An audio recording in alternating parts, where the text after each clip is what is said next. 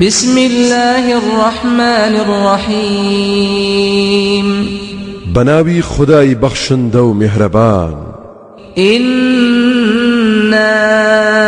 أنزلناه في ليلة القدر وما أدراك ما ليلة القدر اما براستي قرآن من دابزاندو تخواروا لشويشي بفر ريزدار دا جاتو تزاني شوي بفر كاميو تخيرو بركتيكا ليلة القدر خير من 1000 شهر شوي قدري بالريز لهزار مانگ ريزدار و خيردار ترى واتا پاداشتی عبادتو خدا پرستی او شوا بسنورا تنزل الملائكة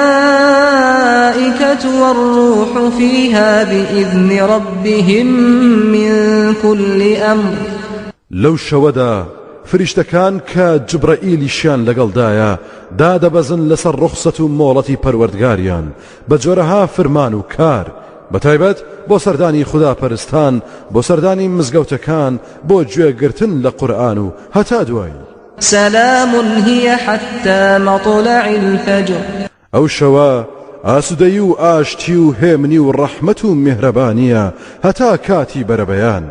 پیغمبر صلى الله عليه وسلم فرميتي من قام ليلة القدر إيمانا واحتسابا غفر له ما تقدم من ذنبه واتا اوي شوي قدر بخدا پرستي و يادي خدا ببات السر بإيمان و باوري دامزراو بتمابوني پاداش و الرحمت خداي قورا لهمو گناهاني الرابردوي خوش دبي